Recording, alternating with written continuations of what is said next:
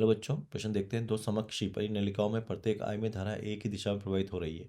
यदि बाहरी परिनलिका के कारण भीतरी परिनलिका पर चुंबकीय बल F1 है तथा भीतरी के कारण बाहरी परिनलिका पर चुंबकीय क्षेत्र F2 हो तो बच्चों, मुख्य अवधारणा जो है, मुख्य अवधारणा वो है किसी परिनलिका के कारण, किसी परिनलिका के कारण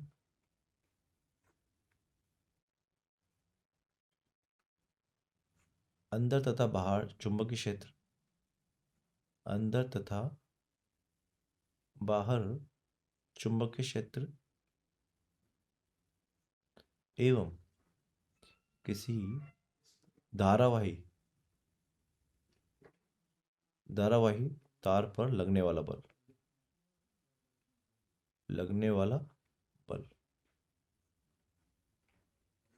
तो बल जो हो जाएगा F, वो हो जाएगा बच्चों कितना,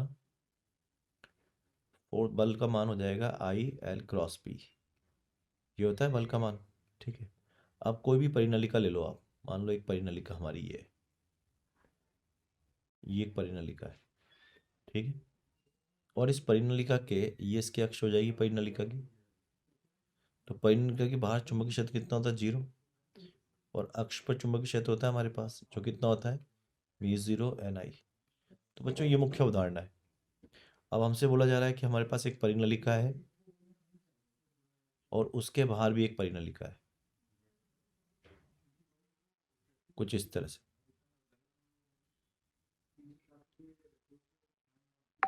तो अगर अपन देखें यहाँ से, ये अंदर वाली परिनलिका है और ये बाहर वाली परिनलिका है।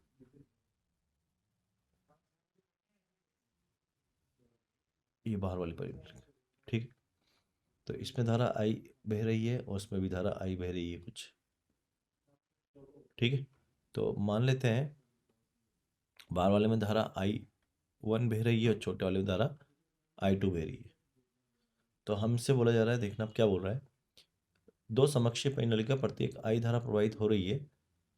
यदि बाहरी परिनलिका के कारण भीतरी परिनलिका पर बल F1 है तथा भीतरी के कारण बाहरी पर बल, तो बच्चों F1 किसका है, बाहरी परिनलिका के कारण। तो F1 जो है मान लेते हैं ये अंदर वाली है, L1 है और ये L2 है। तो F1 जो है अंदर वाली परिनलिका पे बल,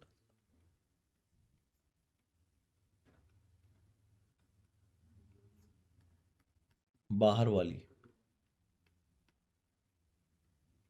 के कारण बल। ठीक है, तो अब अगर अपन देखें तो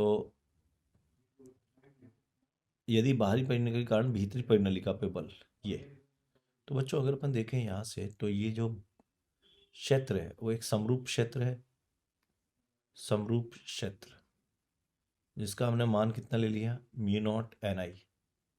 ठीक है, और ये एक छड़ चुंबक हो जाएगी बेसिकली। अगर हम देखें हैं तो होती क्या है, ये आपकी छड़ चुंबक होती है। अगर ऐसे देखें, यहाँ पर कौन है, साउथ, यहाँ कौन बनेगा, इसका नॉर्थ। तो ये बन गया साउथ और ये बन गया नॉर्थ। अगर समरूप चुंबकीय क्षेत्र है तो बल कितना हो जाएगा, समरूप चुंबकीय क्षेत्र में, समरूप क्षेत्र में लगने वाला बल शून्य होता है। क्षेत्र में छड़ चुंबक पर,